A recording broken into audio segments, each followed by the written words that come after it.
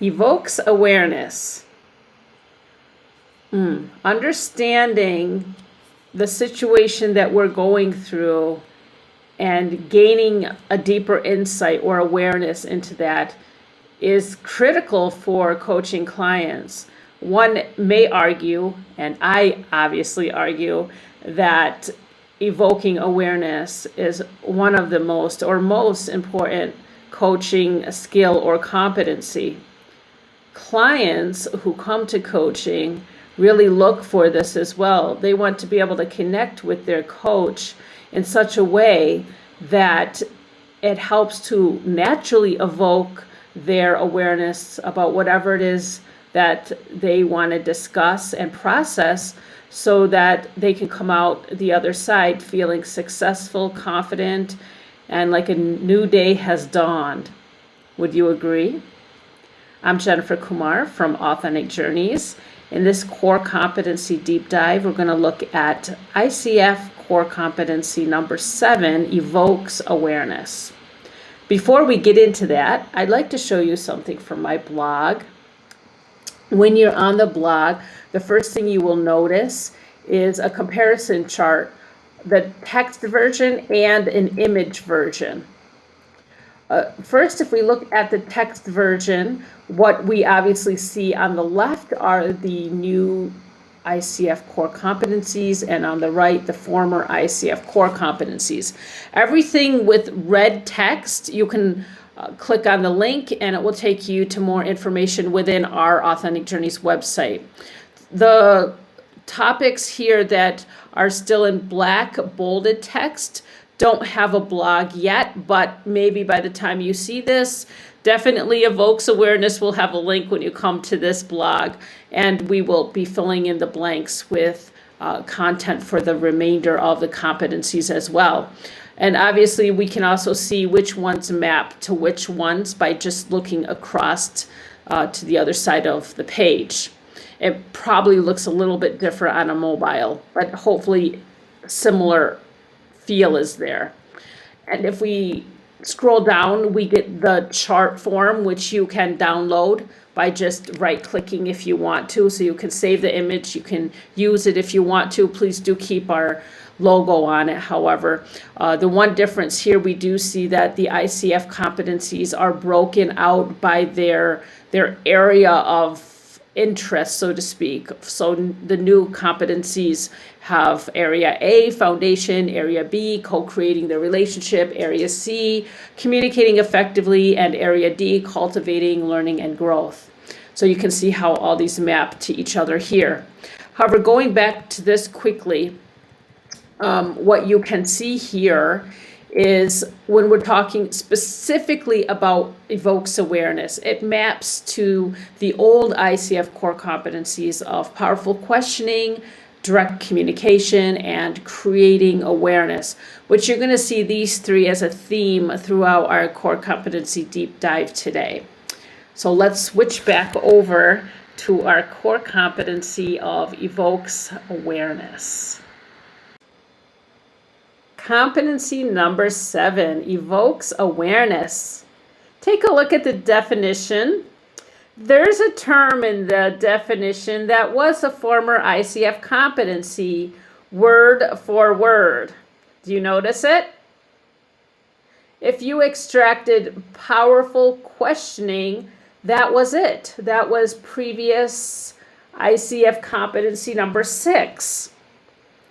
Previous ICF competency number 7, direct communication, also maps to this.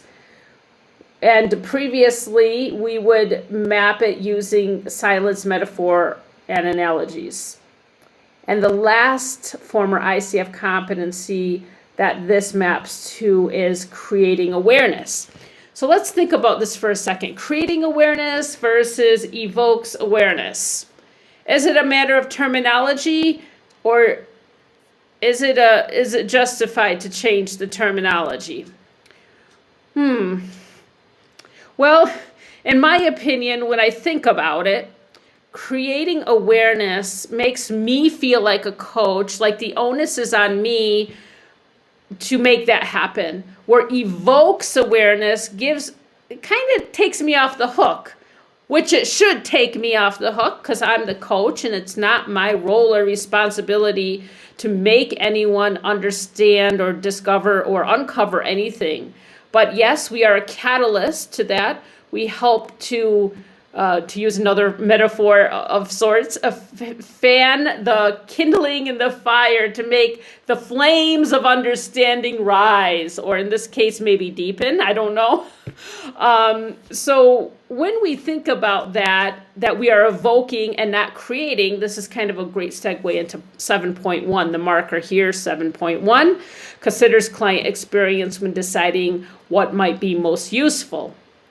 So many times clients may ask this question after telling us about their situation, because we are looked up on as the subject matter expert or the person who has a lot of knowledge helping a lot of other individuals in similar circumstances to them. Well, what would you do? We've all been asked this question, and how do you handle it? I'd like to hear a lot of others' insight into this, but in interest for time in this video, I'll share my number one response. I just turn the question back on them. That's always what I do first. So in that case, they say, what would you do? I would turn the question around on them. And maybe try to insert something about their experience in the question I turn around. For example, well, rather than me tell you what worked for me or other clients, what has worked for you in the past in similar situations? Or I could extract someone from their experience, their everyday life, and ask them about how that person might be an inspiration to them. For example, I noticed in your discussion about how your manager and your teammates handle client meetings that they really do a lot of things really well that you wish you could do. What are some of those things that they do? And then that conversation would unfold naturally. So that's number one, 7.1 under Evokes Awareness. Now let's look at 7.2, 7.3, and 7.4. Do you see any theme between these three markers? Well, I put them together because they seem to all fall under the heading of powerful questioning. And for some reason, I can't say powerful questioning. It's a mouthful for me. When we look at powerful questioning, it's not just about the question itself, but let's overlap this with some of our previous competencies, such as maintains presence and listens actively. Can you guess why I'm overlapping these? Well, there's many reasons, obviously, but the one reason that comes to my mind initially for overlapping these, especially in terms of powerful questioning, is we want our questions to flow with the client's line of thinking at the time. So what does that mean? We don't want our questions to sound disjointed from what they're talking about. We don't want our questions to maybe change the topic completely, bounce back and forth. We don't want the questions to sound like we're interviewing them or giving them an inquisition about something. So 7.3, and that one, we kind of have to tread a little bit lightly. We will be asking those questions, but it's not an interview. They're not all like one after the other. They come naturally in the flow of a conversation. So I think from there we can move to 7.5, 7.6, and 7.7. Let's take 7.5 and club it with the previous three markers that I put under the umbrella of powerful questioning. Now, when we think of powerful questioning, whether it's about a situation that they want to talk about that happened recently or right now in the moment when we're actually in the session, how the client responds to our question, whether they respond to it as we expect them to, or they even challenge us back on that question, really talks to how we've provided a safe space with them so they feel comfortable with us to be free and open. Even if it's something they disagree with us about, they don't like the question, so they say, I don't want to answer that question. Well, hopefully, considering it's all done in a respectful environment, we've created a safe space for the client. So this can also map back to the competency number 4, cultivates trust and safety. So we can start seeing how they overlap and work with each other. These competencies, they play off of each other. So let's look at 7.6, notices what is working to enhance client progress. I've actually talked about this in the previous competency number 6 video on listens actively, when we talked about how in a session, noticing a client's energy shift or something about how they're talking about a situation, they're using different words that they didn't use before to describe a situation, and how that actually can relate to their progress. Or in some cases, it might not relate to progress. It might relate to them kind of falling back to old behaviors. So we should also be able to notice that as well. If that's something the client doesn't really want to do anymore, but now we've noticed, based on what they're telling us, although they've made progress, they're also kind of going back a little bit. So being able to discuss this with the client and see how it falls for them or how it lands for them.